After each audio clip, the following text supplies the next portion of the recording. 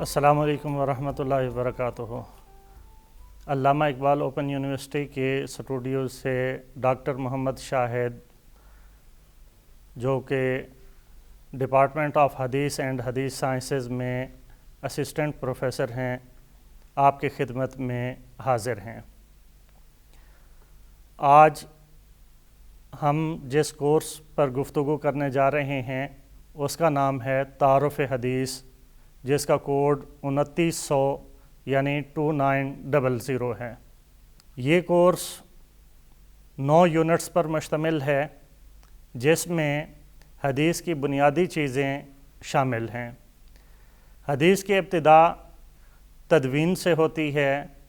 جب آپ علیہ السلام ارشادات فرماتے تھے تو صحابہ کرام ان ارشادات کو جمع کرتے تھے، تو تدوین حدیث اور اسی طرح حفاظت حدیث اور حدیث سے متعلق دیگر جو معلومات ہیں، مثال کے طور پہ اصطلاحات حدیث اور ضرورت و اہمیت حدیث، حجیت حدیث اور حدیث پر جو اعتراضات ہوئے ہیں منکرین حدیث کی جانب سے یا مستشرقین کی جانب سے، تو ان کو بھی اس کورس میں ڈسکس کیا جائے گا۔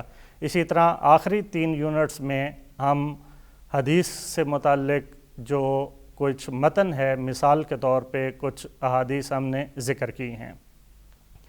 تو ان 9 یونٹس میں آج کا ہمارا پہلا یونٹ تعارف حدیث پر مشتمل ہے، جس میں حدیث کی تعریف، اہمیت، ضرورت، حجیت اور منکرین حدیث کے اعتراضات اور ان کے جوابات اور مستشرقین کے اعتراضات اور ان کے جوابات کو ہم ذکر کریں گے۔ تو آج پروگرام ہے، یہ پہلے یونٹ کے آدھے حصے پر مشتمل ہوگا، جس میں ہم حدیث کی تعریف اور باقی چیزیں ذکر کریں گے۔ تو آپ طلباء یہ ذہن میں رکھیں کہ حدیث کا جو لغوی مفہوم ہے وہ خبر کا ہے، کہ کوئی بھی خبر ہو تو اس کو حدیث کہا جاتا ہے۔ اسی طرح نئی چیز کو بھی حدیث کہا جاتا ہے، لیکن فن کی اصطلاح میں، حدیث، علم حدیث کی اصطلاح میں جب ہم دیکھتے ہیں تو یہ آپ علیہ السلام کے اقوال، آپ علیہ السلام کے افعال اور آپ علیہ السلام کی تقریر، یہ 3 چیزیں حدیث میں آتی ہیں۔ مختلف علماء نے اور بھی چیزیں اس میں شامل کی ہیں، جن میں آپ علیہ السلام کے احوال، آپ علیہ السلام کی صفات اور باقی چیزیں اس میں شامل ہیں۔ حدیث کے ساتھ ساتھ ایک اور اصطلاح استعمال ہوتی ہے جو کہ سنت ہے۔ تو اب سوال یہ پیدا ہوتا ہے کہ حدیث اور سنت دونوں ایک ہی چیز ہیں یا ان میں اختلاف ہیں؟ سب سے پہلے ہم سنت کا مفہوم جانتے ہیں کہ سنت اس طریقے کو کہتے ہیں جو آپ علیہ السلام نے جاری فرما دیا، یعنی جو فائنل جو حکم ہے جس پر ہم نے عمل کرنا ہے اسے ہم سنت کہتے ہیں۔ اس کی مثال یوں سمجھیے کہ کوئی بھی حکم ہوتا تھا آپ علیہ السلام کے دور میں تو اس میں تدریج ہوتی تھی۔ مثال کے طور پہ نمازوں کا ہی دیکھ لیجئے، پہلے نمازیں 2 تھیں، پھر اس کے بعد مزید سلسلہ ہوا۔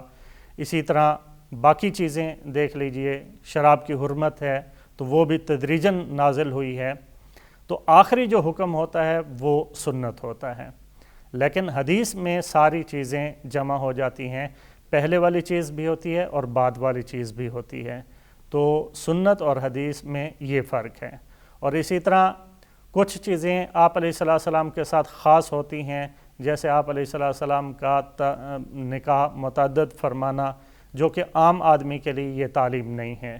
تو یہ چیزیں حدیث میں تو ہوں گی لیکن سنت نہیں ہیں، یعنی ہم پر یہ لازم نہیں ہے کہ ہم ان پر عمل کریں۔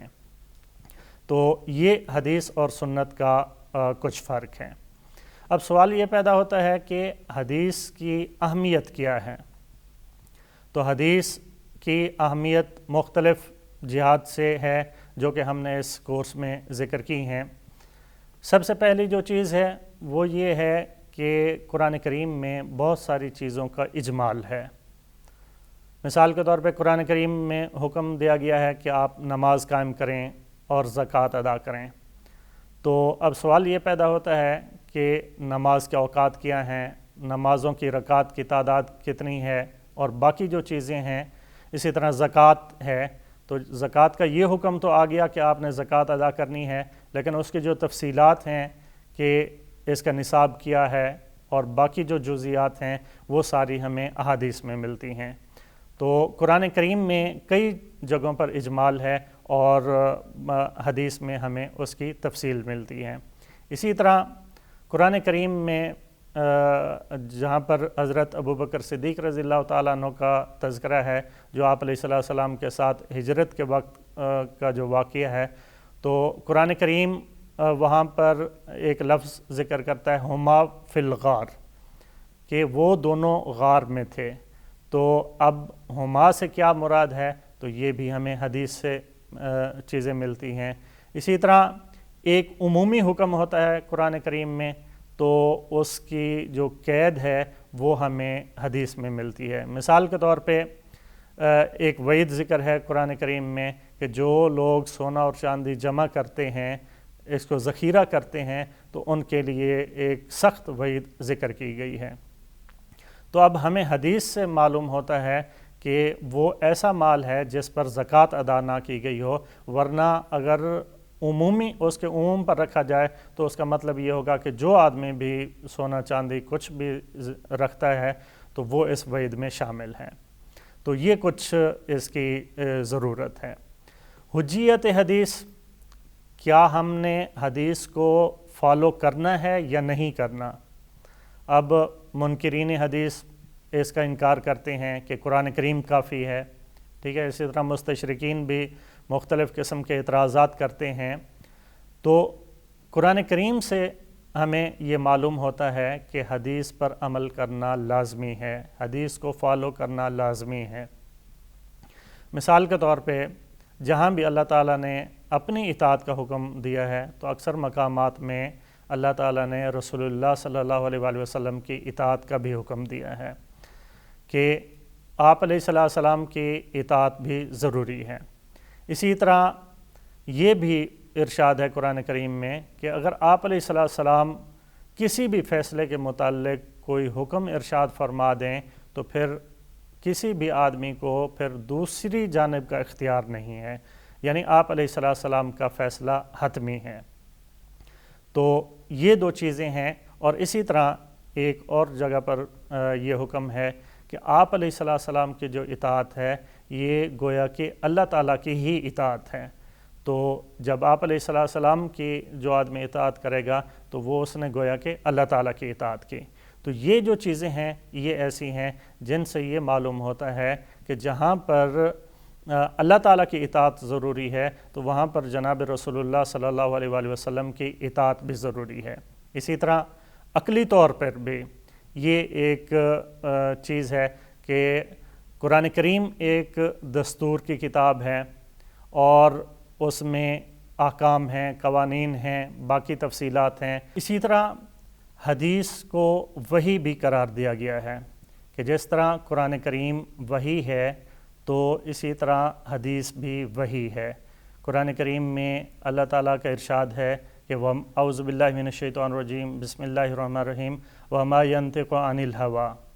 تو یہ جناب رسول اللہ صلی اللہ علیہ وآلہ وسلم کے بارے میں ہے کہ آپ علیہ السلام جو بھی ارشاد فرماتے ہیں تو وہ اپنی طرف سے نہیں ہوتا بلکہ وہ اللہ تعالیٰ کی جانب سے ہی گویا کہ ہوتا ہے۔